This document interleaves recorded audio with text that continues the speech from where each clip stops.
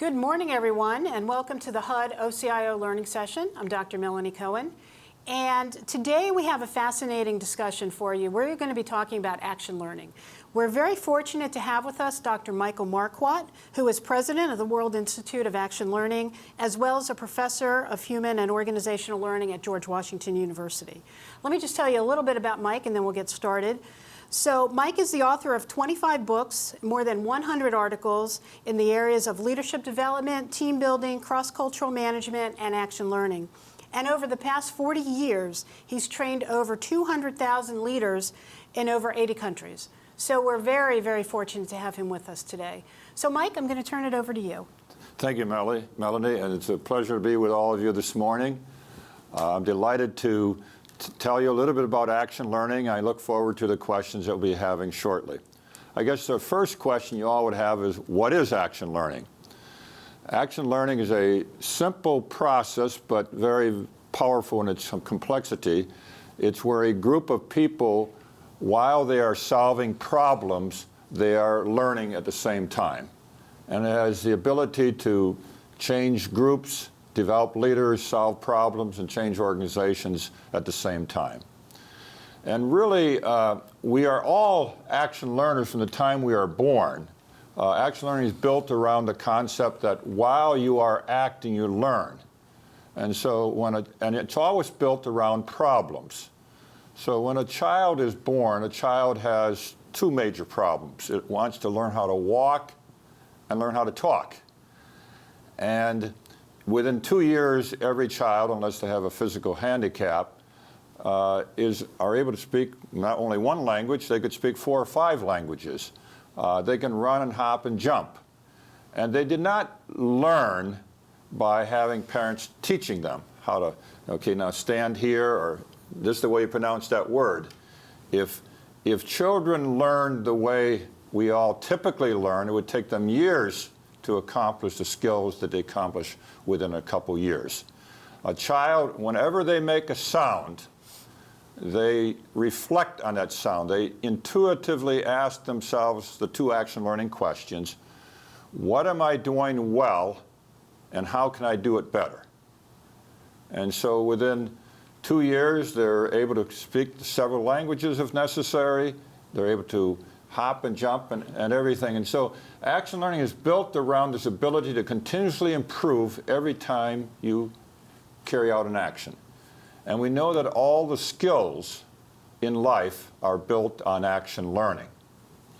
Now, action learning has been around for about 50 years and is now very popular all over the world. It's the fastest growing leadership development tool that organizations use. And it works in every culture and every type of organization because it's built upon what is common to all human nature. All human beings learn instinctively until the age of 2 through action learning. All groups function in an action learning way when they are performing well. And all problem solving is done through action learning when it's done quickly and innovatively. On this particular slide, I've given some of the organizations around the world that currently use action learning. And they can be corporations of 300,000 people, a small firm of 20 people. It's being used in governments all over the world. Here in the United States, I've worked with organizations such as the Federal Aviation Administration, U.S. Department of Agriculture, many different departments of the Department of Defense. And as you can see, it works in every type of organization and culture. Now, what makes action learning so powerful and so popular is it does many things simultaneously at the same time and in an integrated, seamless way. It's the most powerful and effective way to solve problems. As a matter of fact, the more complex and difficult the problem, the more likely that only an action learning group can figure it out and develop the great strategies needed to solve that problem. The second benefit of action learning is that it develops every important leadership skill that an organization needs. It gives organizations and leaders the opportunity to practice a leadership skill while they're working in action learning. It's the best way to build teams. I've worked with hundreds of organizations and teams all over the world, and every team I work with, within 30 minutes, they are performing at a high level when they implement and incorporate action learning into their teamwork. The fourth benefit of action learning, it changes cultures. For many years, I did research and tried to develop organizations to become learning organizations, because we know that learning organizations are able to adapt and respond to their clients, to their customers, to their citizens. People like to work for learning organizations, but I found that I could not build a learning organization except by bringing in action learning teams. And the fifth benefit of action learning, it changes the way you think. It changes your ability to see the environment around you, and so that you can do systems thinking and integrate your thinking and your actions. Now, for action learning to be most powerful and effective, there are 6 components. First, it's built around an urgent, complex problem. The more urgent and complex the problem, the more the group has to learn to figure it out, to solve it. And so when I go into an organization, I ask them to give me their toughest problem, one that is keeping them up at night, one that's essential for the success of their organization. The second element of action learning is that you have a group of people who are trying to solve that problem. And we know that in group dynamics, you need a certain type of person in the group as well as a certain number. And so in action learning, we have less than 8 people and no more than 4 people in a group. Because I think all of us have experienced when we work in groups where there's 12 or 15 people, it's very dysfunctional. It's very frustrating. And research has shown that you cannot allow people to get the airspace and the participation they need if you go beyond 8. And if you have less than 4, you don't get the energy and synergy and ideas and perspectives. Ideally, in the action learning group, you want people with different perspectives, because you're trying to get a breakthrough strategy to the problem. And so someone who is new to the organization may ask fresh questions and have different perspectives than people who have been with the organization for a long time. And engineers will have different perspectives than marketing people. And so to solve a complex problem, you need the variety of perspectives. The third component of action learning is the methodology or the process that the group uses as they try to solve the problem, develop strategies, and implement action. And so in action learning, we focus on questions, because questions do many things that statements cannot do. First, questions enable us to be more creative. All the great ideas in the history of the world came because someone asked a question that no one had asked before. Another benefit of questions is it keeps the group focused. We have a ground rule in action learning that statements can be made only in response to questions. And so everyone has to either be answering a question that's on the floor or asking a question that builds on an earlier statement or question. So it keeps everybody focused.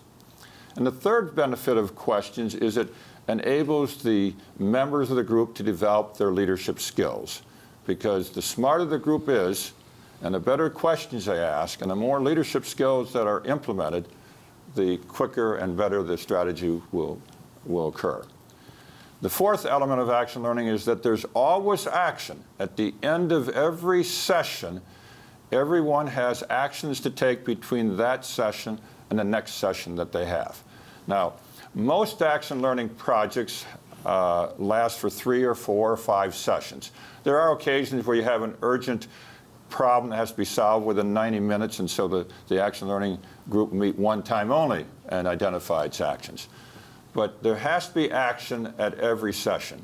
I think many of us, the frustration we have with our problem-solving groups is the only actions that emerge is when the next meeting is. And so there's frustration if you've worked hard without action.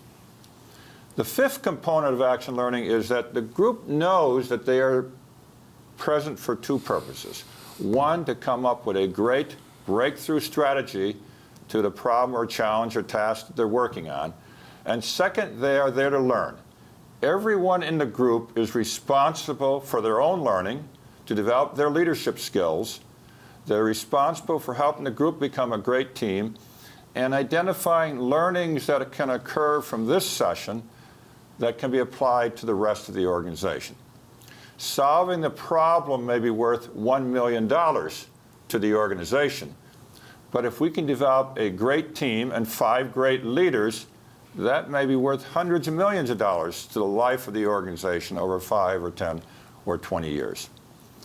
And the final component for successful action learning projects is you have one member of the group who's the action learning coach.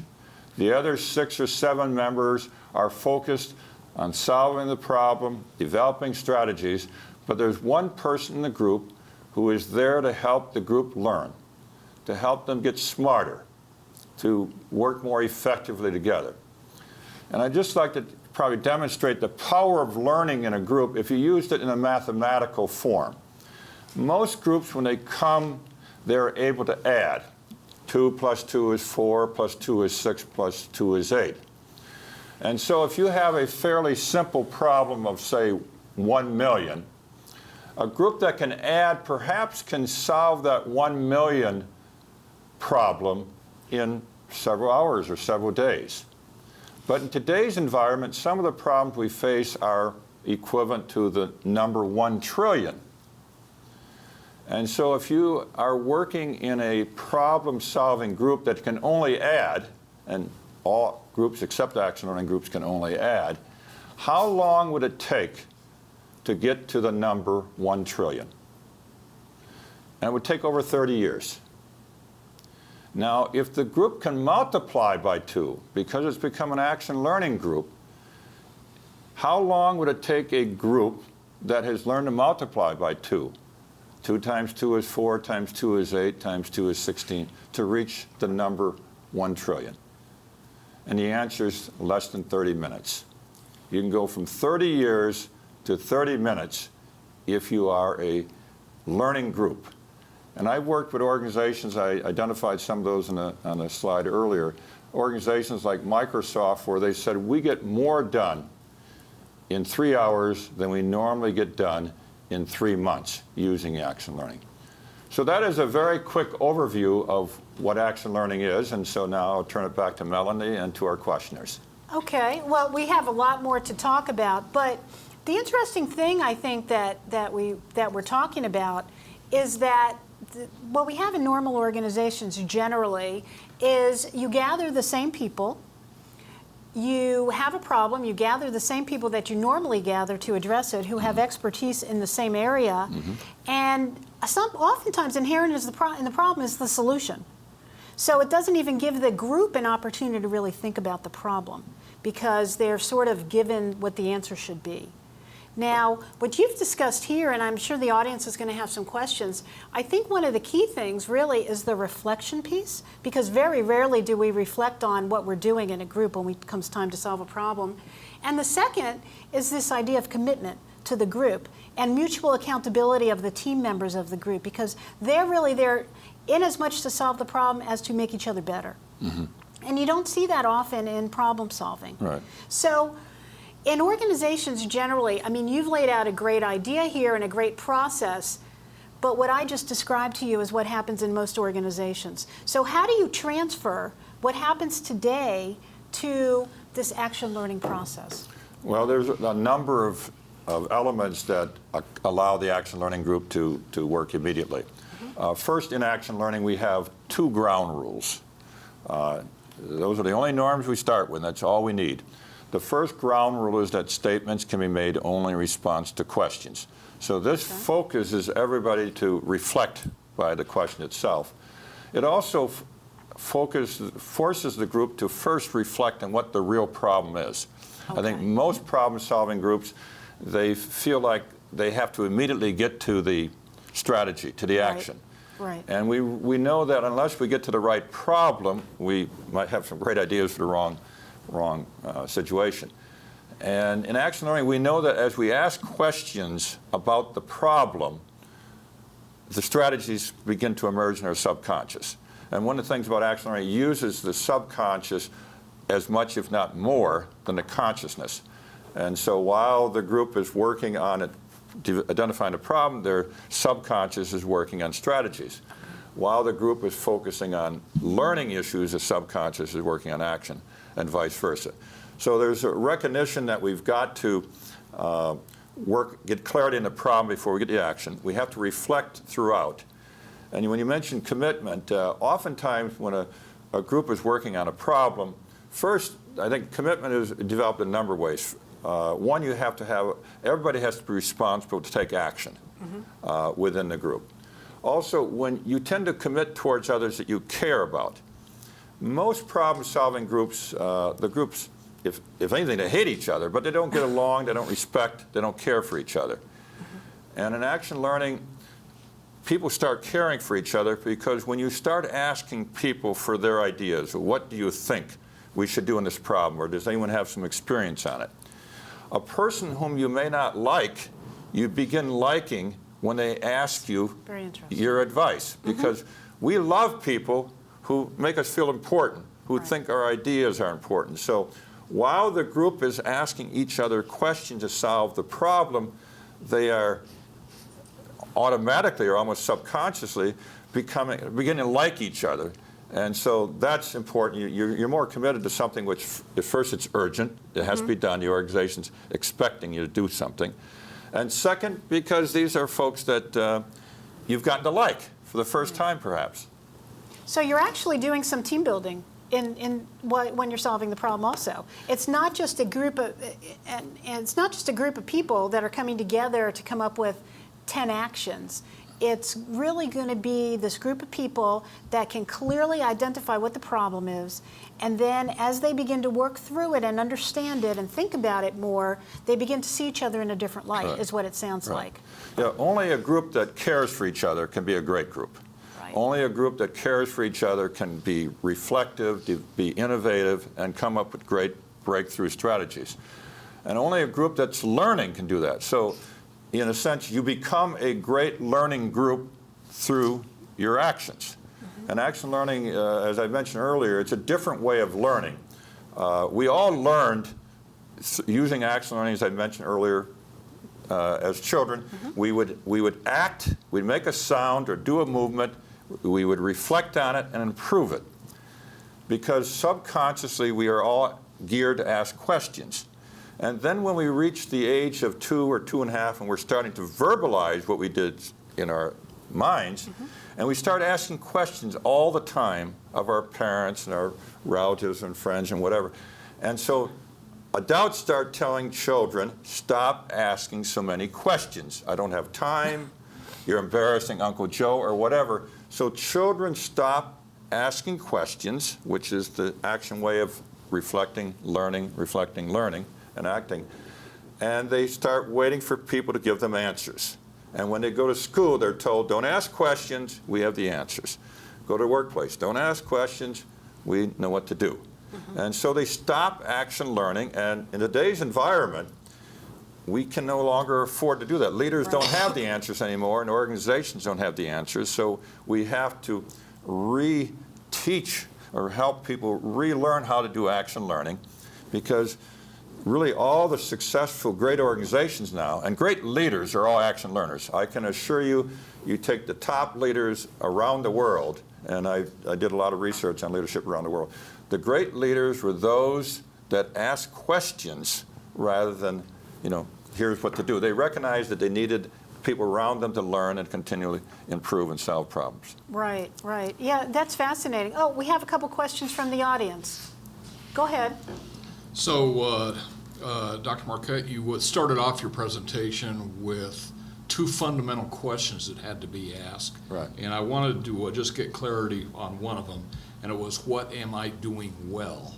So my question is, that sounds like a question of an individual.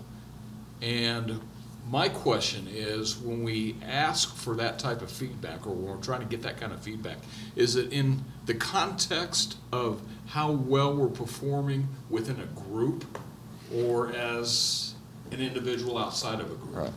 Excellent question. When we are children, we're into ourselves. So what am I doing well?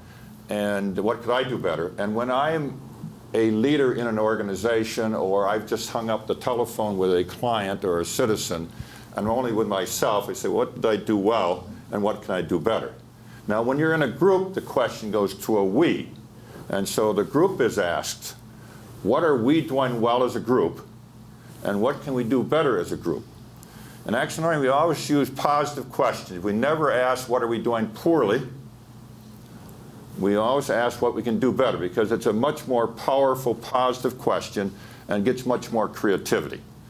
But yes, the questions become we questions when it's 2 or more people. May I ask a follow-up? Sure. I don't want to infringe on That's that. okay. Also mentioned the role of the coach in the group and the importance of the coach. And I guess my question is, a lot of effective groups operate as peers, so there's a lot of collaboration, and individuals in the group feel very comfortable that they're kind of operating at a similar level as far as contribution and ideas and so forth. How do you balance the coach with the rest of the group? Because the term coach has an implication of somebody that's basically goes beyond just facilitating the group, but they're providing something other than what the peers can provide. Right, another great question. As I developed this concept of action learning over the past 20 years, the most critical part of making groups function much more quickly and much more effectively was the role of the coach. And my experience has been that when a group of people get together, their focus is on the action, because there's an urgency to the action, there's an expectation, either internally or externally, that some actions will be produced and results.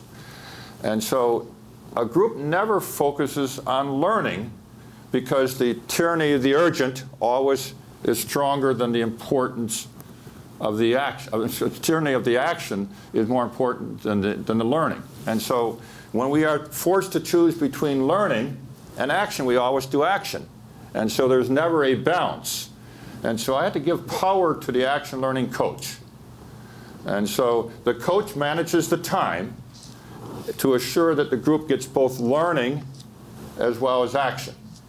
And so initially the group has to become a great team, has to learn how to become a high-performing team, improve its norms.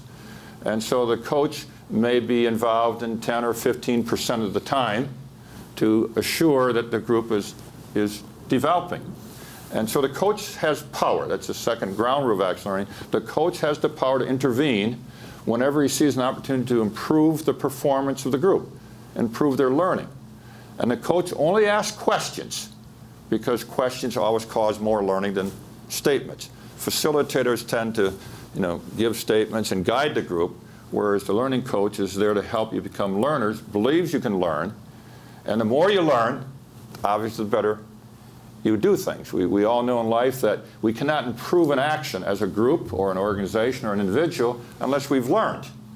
And you cannot learn except through reflecting, and you cannot reflect except through questions. So the coach asks great questions that get the group to perform at a much higher level, learn much more rapidly. So there's a balance. The coach knows that at the end of the 1 hour or 2 hours, the group has to have actions that they all have to take individually or in pairs or entire group between now and the next session. And everyone has to develop a leadership skill during and at the end of the session. And they have to learn how they can be more effective as a team and apply to learning. As I said, solving this problem may be worth $1 million, but if we can apply the strategy that we develop in this problem to other problems in the organization, that's very valuable. Plus, we're developing leadership skills which are used 24 hours a day for the rest of a person's life. Hey, Mike, if we can, let's talk a minute about the composition of the group. Because you mentioned in the slides, you talked about systems thinking, but as you were going through, I was thinking about design thinking and how that incorporates a lot of different perspectives when you put a group together. Because oftentimes, again, what we have is these same 8 people are experts in a certain area, and those are the same 8 you call on every time, almost no matter what the problem is. But when you begin to diversify the group in terms of expertise, experience, knowledge, you begin to get different things that bubble up in the group. So maybe we can talk a minute about the composition of the group. Right. And then I see there's some other questions from the audience, and we'll go to that. Well, I think the composition of the group is important. There will be occasions where we have a crisis in which we cannot, we just have to use the people in front of us. Right. Typically, when we form a group, we tend to form a group around people who have experience in this area or who are experts. And so we got a marketing problem, we bring in marketing people. We've got a manufacturing problem, we bring in the manufacturing folks. And in action learning, we realize that the more complex and difficult the problem, the less valuable is expertise and experience. And the more valuable is different perspectives, because you have to get outside the box and see things differently. Right. And so in action learning, we deliberately bring in people that think differently. They're engineers and marketing and so forth, because the more complex the problem, the more critical that different perspectives will be. Right. Now, most groups don't want to have all these different folks in, because I don't like their way of thinking. It's going to take them too long to get up to speed. And so it's easier to bring in people who we've worked with before, who are familiar with our field. And if you are looking for expertise and statements, then of course you want to bring in people who have the expertise or think like you. Right. But if you've got a great problem and a complex problem, you want fresh questions. And what makes action learning work with very diverse groups, and I've worked with people from 5 different continents on a problem only one had some knowledge of. And in 30, 40 minutes, we're coming up with great questions and great ideas and eventually great strategies. Because when you are in an action learning group, the most valuable thing is who can ask the best or fresh question, Right. not who has the right answer. Because that's, once you have the right question, getting the right answer within the group or outside the group is a fairly simple task. Right, okay. We have some questions from the audience. You had mentioned earlier that use of action learning can often result in a culture change for an organization. And when dealing with change initiatives, one of the key success factors that's often identified is senior leadership sponsorship or endorsement. Is action learning a technique that requires senior executive endorsement, or can it be implemented at the grassroots level and have value? Well, action learning is a process that can be applied anywhere in any type of organization or outside an organization.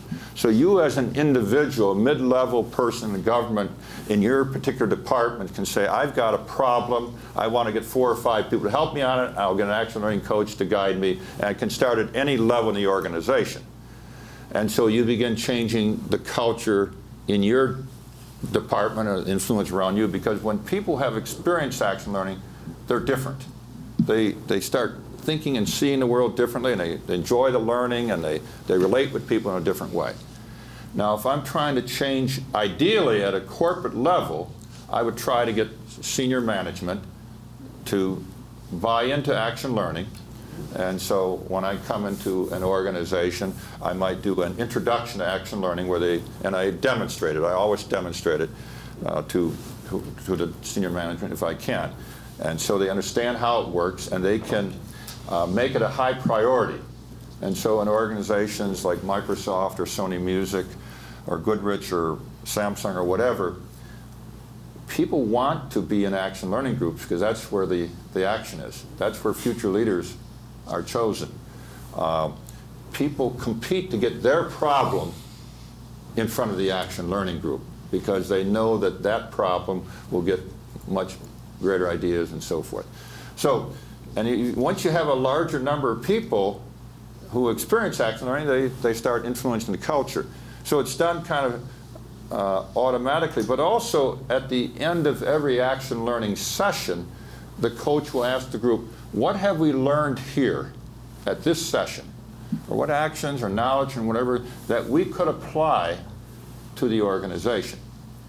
And also in action learning, we're always developing leadership skills. So each person identifies the leadership skill that they would like to practice and demonstrate during this particular session. And so we know we develop skills when we have a chance to practice it. We get feedback from other people where they identify how we practice it. and we'll reflect on it and so forth. But between sessions, the coach will say, now, you're working on the leadership skill of being creative, or systems thinking, or being patient. So at the beginning of the next action learning session, I'm going to ask each of the group members to identify an example where you practiced that skill and what was the impact of it. So you're developing your action learning not only during the 1 hour of the action learning session, but the week in between, you are working on it, because you don't want to come back to that next session and say, did you practice? No, I didn't do it once. So if you're looking for an opportunity to practice, let's say, your skill of being creative, you will find many times that you can use it. And so that starts changing the culture as well, because you're going around the organization saying, where can I be creative, where can I be creative? And also you are subconsciously and consciously learning, because whenever you have an activity or event, you say, how could I do that better? What could I do next time? Yeah. And so you start changing. And So I think, oh, we have some follow-up here, too. Yeah, Stan got a follow-up question, so I'm going to Okay. take advantage and ask one follow-up, and it relates to this idea of gaining leadership skills through this process. Right. You mentioned earlier that as you go through this questioning process, you get an opportunity to practice and develop leadership skills, and that actually was very interesting, and I wanted you to expand on that a little bit. Do you think that it's because of this process of reflecting and questioning inherently in itself, or is it because the kinds of problems that are being brought before an action learning team are these large, complex, tough problems where you really have to start thinking in kind of broad leadership, kind of context in order to come up with solutions that are meaningful?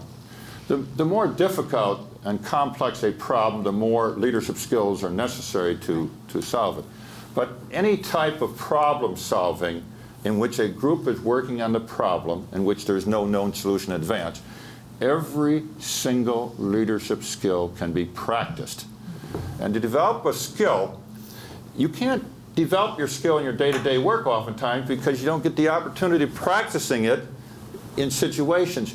But when you are in a group working on a problem, every leadership skill can be practiced. And so and action learning recognizes that we cannot solve a complex problem without great leaders. We cannot be great leaders unless we can solve problems. We cannot be a great leader unless we can know how to work with teams. And we cannot be a good team member unless we can solve problems. So the only way to develop leadership skills, I'm talking about skills, is through working with a group on problems. And so at the beginning of the session, each person identifies the leadership skill that they would like to practice during this 1 hour, 2 hour session. And the coach says to each member of the group, at the end of the session, I'm going to ask each of you how you did on your leadership skill. I'm going to ask other members of the group to give you examples of how you demonstrated that leadership skill. You notice I say examples of how you demonstrated. They cannot say negative things about you. They have to be saying examples. And so during the session, everybody is consciously or subconsciously, usually subconsciously, trying to practice their skills so they're not embarrassed at the end. And their subconscious is also observing the other 4 or 5 members and how they're doing, because you don't know if the coach is going to say to you, can you describe an example of how this person demonstrated the skill? And our subconscious has much more power than our consciousness does. And we develop our skills ultimately subconsciously. When you are a great golfer and all the complexity of golf, you're not aware of all those things. You're focused on one thing, keeping your eye on the ball. And so to develop a skill, as I mentioned earlier, it has to be important to you. That's why we ask each person, what leadership skill do you want to develop? 2, you have to practice it. And if you're with a group of people solving a problem, every leadership skill can be practiced. And 3, you have to get feedback from people who experience your skill, whether you're a teacher or a parent or whatever. And 4, you ultimately, to develop a skill, you have to be able to reflect for yourself, have I done it? Because you may not have people around you to do it. So action learning, I've worked with people who've been working on a leadership skill for years. And after 1 or 2 action learning sessions, they said, I've got that one down. Can I pick another leadership skill to practice for session 3? So I want to talk about the coach in a minute, because not everyone has access to a coach. action learning coach. But I saw another question from the audience. Did somebody else have a question? Go ahead. Hi, good morning, Dr. Marquardt. I have a follow-on to Dr. Cohen's question. Actually, it's about cultural diversity. Not so much about how, I'm interested in how would you implement action learning in the diverse culture that we have today, with not just subject matter expertise, with teams composed of financial expertise and marketing expertise, sales expertise, but more of a cultural background. In addition, I guess this is more of a part two also, is virtual teams. Because of telework today, how would you implement action learning in an environment when people are teleworking and you don't see them face to face? Oh, that's a fabulous question. The virtual piece is very interesting. In action learning, we seek, the greater the diversity we have, the greater the creativity we'll get, and the greater the strategy. And the more people will be able to develop team skills and leadership skills. And so we seek diversity because people think and act differently and so forth. And even if we may look at a group saying, well, there's some similarity there, when you go to the questioning phase of people, their diversity comes out much stronger. Now, we recognize that many organizations, the problems they're working on need to be solved by people in virtual areas, that more and more work is done virtually. And so action learning works virtually. It works in any kind of situation. The same two norms apply, but you have to use the technology so the coach's intervention is set up in a little bit different way. But people have to focus on questions. You can do it synchronously or asynchronously. That's the benefit of virtual, because you're asking a question, so people don't have to respond to the question immediately. They have some more reflective time to work on it. So it's done virtually. I think we all know enough about group dynamics that ideally the first session is face-to-face, because you tend to feel a little more comfortable with someone you know a little bit of how they look and how they react to some things you might say or ask and so forth. But more and more action learning groups are done virtually. Do we have another question, or should we? We do have one more question. I had a before we go on to similar. the coach. Good morning, Dr. Marquardt. Morning. I had a similar question as my colleague here, except in the perspective of the multi-generational workforce. So here we have an emerging, I would say, multi-generational workforce. And what are some of your observations in some of the agencies and organizations that you work with? What are some of your observations about action learning teams in the multi-generational workforce? Well, let me respond how action learning can take people from different generations, different cultures, different specialties and so forth. And when they come together and with the work of the coach, they create a new culture, which is the culture that they had when they were children, when everybody really gave them a lot of attention, encouraged them to walk and talk and so forth, and they got rewarded for their learning. And so an action learning group, when I work around the table, that culture is different from when they walk through the door, out the door back into their organization. And the culture we are in and the norms we are in determines our behavior as well as our results. And the best way to demonstrate that is that there's 6 of us in the room here, and we're all very different personalities. But let's say we were to go to a church of worship. Even though we're different personalities, while we're in the church, we would be somewhat alike in terms of being reflective, prayerful, quiet, and so forth. And then the same 6 of us went to a Washington Redskins game. The same 6 people that were quiet and prayerful are shouting and jumping for an hour or 2. Why? Because the culture and norms encourage certain types of behavior. So in an action learning group, this is kind of my church or my mosque or temple, whatever it would be. And so around this table, the norms and the culture are so strong and so powerful and so positive, people's behavior becomes quite different. Many a time someone says to me, well, this young fella, he never, he doesn't have any patience, doesn't do this, or this person's obnoxious and you don't want him on our team. And when they're around an action learning table, they're all perfectly nice, decent human beings. And people can't say, well, how could that happen? Because culture and norms determine our behavior. Now, initially, the group, there's a little bit of hesitation. They're learning this new culture. But it's a simple, powerful culture. The most positive, clear group norm in the world is statements can be made only in response to questions. Everything revolves around that. It determines behavior, reflection, respect, learning, and so forth. And that we're here to learn, to continuously improve. No one in this group is perfect. To learn so we can be better people, better leaders, and solve this problem. And so the coach is assuring that that occurs. And so the norms are so powerful and so positive that we get the best behavior. We don't get the same behavior, but we get the best behavior. So different generations have strengths and weaknesses, and some groups, you know, I'm a little bit more difficult dealing with a young person I want to deal with. But in this group, they will bring out their best behavior. Still, their personalities will be there, but they'll act better than you've ever seen them before. Assuming you have an adept coach, how long does it take to bring an action learning team, assuming the rest of the team members have never used this process, how long does it take to bring that culture about for the group? Less than 60 minutes. I have worked with groups that have never been together. First time, 5 different countries, and I've worked with people that have been together for 25 years and hate each other.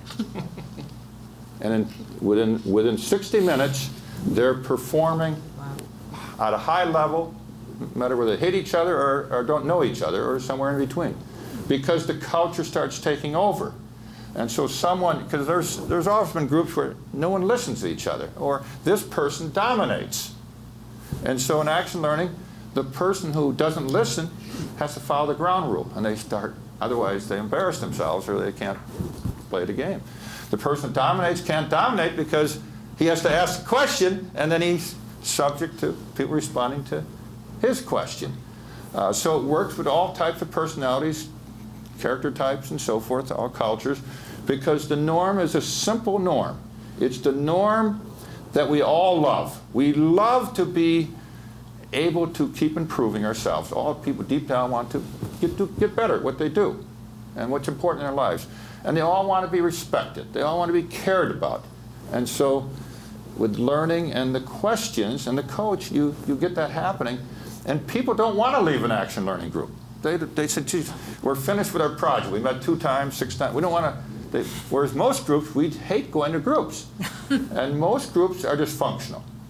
They don't get much done. People don't. There's no norms, or they all have norms, but the norms are unspoken and very negative norms. And action learning, the norms get more and more positive, because whenever the coach asks the group the question, what could we do to make us more effective as a team? The norms keep raising. The higher the norms, higher performance. Always a direct correlation. So I would love to be part of an action learning group. I think a lot of people would. But let's talk a little bit about the coach, because not everybody has a trained coach. Right. And not everybody knows how to be a coach. So let's say in your typical average organization, you probably do not have a coach. Right. Or at least someone who's trained to be a coach. How do you begin to get this started? Well, I think it is essential that there is someone in the group who has knowledge and skills of being a coach. Okay. Because without it, if you're as a group and you say, okay, well, you take charge of this, and you're involved in the action, or you don't know what questions to ask, and so forth. So I think now, over the years, we've developed a script to guide a coach. Okay. So I've worked with organizations, I've worked with conferences where we have maybe 500 people, and you have to demonstrate action learning at 100 different tables around the room. And I identify by a show of hands, who's wanting to be the coach for this 1-hour session, which means you've got a coach. You can't be working on the problem of the group while that session is going on.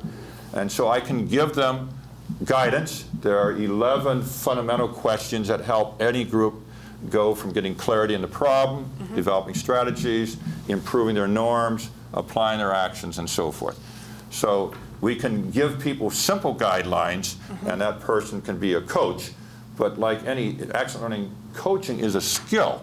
Right. And like any skill, the more you practice the skill, you're better at it. So If I work as an action learning coach with a group of executives and working on a $1 billion project, which I've done, I can get that group to be very effective within an hour or two. If someone who is trying to figure out the script and so forth, they will lose the control of it. So our advice would be, the World Institute for Action Learning, which is a nonprofit organization, one of its purposes is to develop coaches all over the world, and now we have hundreds in every part of the world that coach organizations. And so some organizations develop internal coaches, and there's a number of government agencies that have a group of people who are internal coaches. So anyone in the organization got a problem, they call HR or whatever, and say, Chief Learning Officer, and say, can you send us a coach? Or they bring in a coach just like they bring in a legal advisor or an accountant or whatever when you need some expertise, or a trainer. So for me, there's no more valuable input to an organization for any purpose than an action learning coach. Okay. Do we have any other questions from the audience? Not yet. Okay. So we can go through. You have I have a large number of slides which may go through the different steps, actually. Right. Okay. Let me just move to some other slides. First, I think you've all seen now how an action learning group is different from any other problem-solving group. First is that in an action learning group, learning is as important, if not more important, than the action, because the more we learn, the better and quicker our action will be. The second difference in an action learning group from other groups is that the focus is on questions rather than answers, for the power of questions and the benefits they provide. A third difference from an action learning group for many groups is that everyone has to take action. Whether you're a new person in a group, the experience, whatever, everybody has to take actions, because while you're taking action during the group meeting, but between sessions you're taking actions, and you are also learning because you know you're going to have to report back what actions and so forth you've taken. The fourth difference, as we cited earlier, is that in action learning we look for different perspectives rather than people who think and act like us. A fifth difference is you have this coach. I'm not aware of any other problem-solving group other than action learning that has an action learning coach. There are many groups that have facilitators, but as you can see, the action learning coach has much more power and much more influence on what the group does, and manages the time as well as the results. And sixth is that in action learning, when you have a group of people focusing on questions, you tend to always get systems thinking, because questions get people to reflect and oftentimes get a response that was not even in the mind of the questioner when they asked. I see we have another question from the audience. Yeah. You've mentioned in the course of your discussion a couple of things that need to be done in advance of the actual session. One of the things you talked about was people identifying what leadership skill they wanted to work during the session. And another thing was identification of the problem that was going to be the basis for the session. Right. Are there other things that need to be done in advance to prepare the members to come and get the benefit out of this interaction? Yes, I think sometimes the problem emerges in the group. We just ask for a volunteer who's got a problem and work on it, and the leadership skills there. But ideally, you want to vet the problem. You want, as a organization, you want a problem which is very urgent to the organization, that has multiple benefits for the organization, and been bothering a need for the organization for months or years or whatever the case may be. And ideally, people have spent some time with their supervisors or with their subordinates or whatever, saying, what is a leadership skill that will make me more effective as a leader?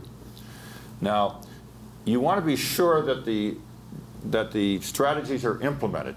So sometimes the person who is presenting the problem may not, the CEO may designate, or the director of the department may designate someone to present the problem. But you want to be sure that there's a commitment from the power that be the corporate sponsor that they will implement the strategy. It can't be something, oh, that's a great idea, but really it wasn't important, we got other things going on. Because every action learning group has to know that this is an urgent problem, a real problem, and their ideas and strategies will be implemented. So you want to be sure you have that support in advance, if at all possible. Is it important to either constrain or not constrain the group in terms of the types of strategies that they identify?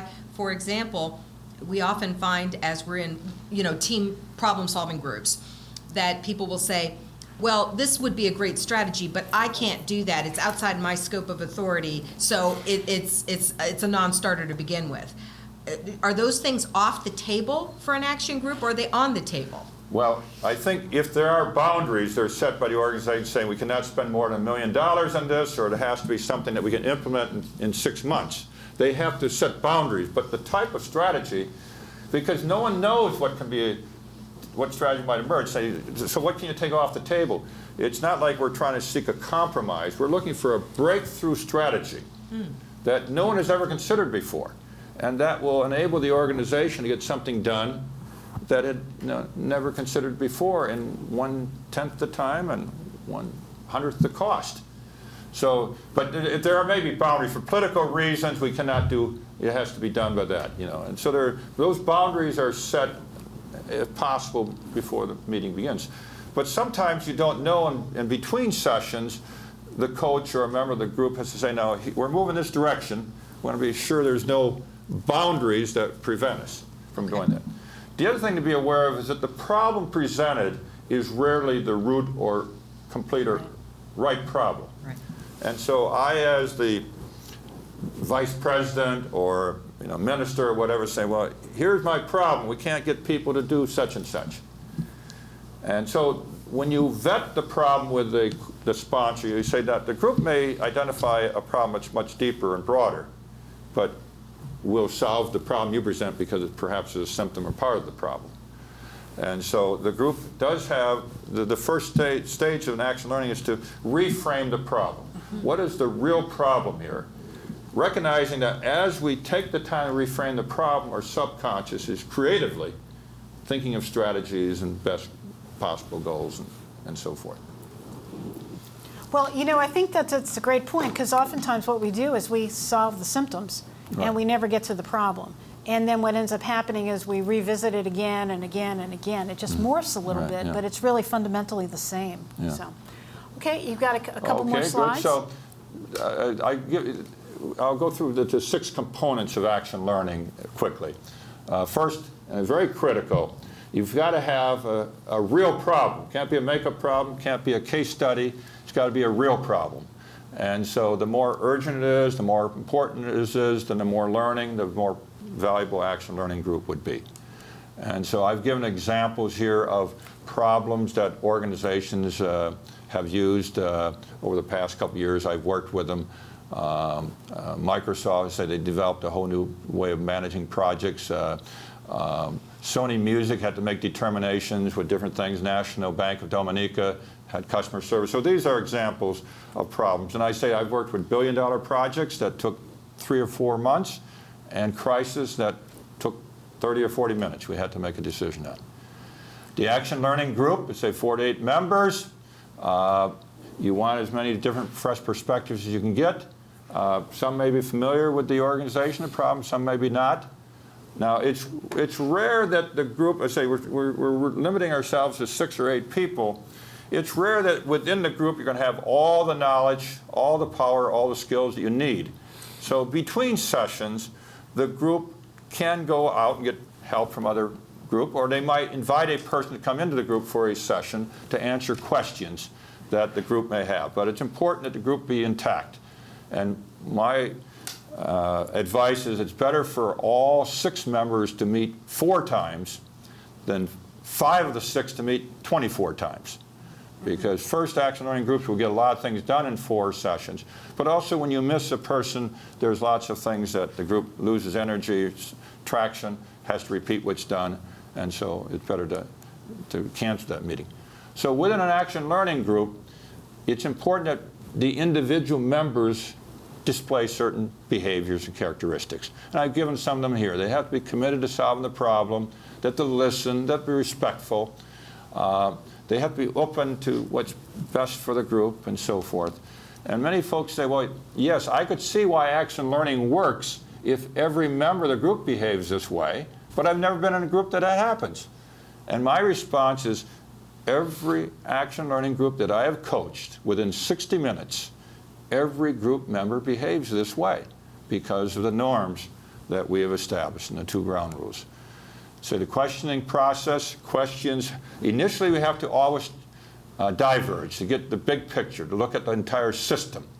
And then we start narrowing in. And so questions, as I said, have many benefits. They help us to learn, they help us to focus, and they develop our leadership skills. And so they help us get to the right problem. I think many of you are familiar with the fable of the 7 blind men and the elephant. Each of them touched something differently. But in action learning, we ask each other, what are you touching? And we realize the real problem is an elephant, not a wall or a tree trunk or a leaf. Questions have these great powers and many other powers, but these are the 3 critical powers that change the dynamics of every group. And in strategies, we look for holistic problem solving. We want great strategies, not just mediocre goals and strategies. And we want people to take action, we want commitment in the organization for it. So in action learning, we use the holistic problem solving, which we look at the big picture. We use our creativity and intuition, as well as our analytical ability. We recognize you cannot separate the content of the problem from the context in which it's occurring. And so most problem solving is reductionist. Action learning always uses holistic problem solving. And we have great goals. We don't, and usually when you're looking at symptoms, you are getting small goals. But when you look at the system and the root problem, you get great goals. And the greater the goal, the more inspiration you get. Problems kind of eventually dissipate energy, but great goals create energy. And so in action learning, we're always looking not only for the root problem, but what is a great goal which will solve, and a great strategy which will solve all different parts of this particular problem. And in action learning, we always take action at the end of every session. Within each session, we're making continuous decisions and actions. And we don't, just make recommendations and never implement it. We always have to have action. As I said, in action learning, we look at the learning at the individual level, every leadership skill. We look at learning as a team, and most importantly, we look at how we can apply the learning throughout our lives and throughout the organization. And so we're continuously learning not only skills, we look at our basic assumptions, knowledge, and so forth. And then the coach. So the coach is there to help us become a great team, and helps us become a great team by giving us ways to learn, to keep improving, getting to respect each other, support each other. And so the coach, as I mentioned, there's a script that kind of guides the basic sessions, but each session there's different kinds of questions that are more important. At the early stage, you're looking at helping the group get clarity and agreement on problems. At later points, you get clarity and agreement on strategy, the impact of strategies. You're always looking at how we are learning, improving, performing as a group, how we're learning, improving as individuals, and how the organization is changing.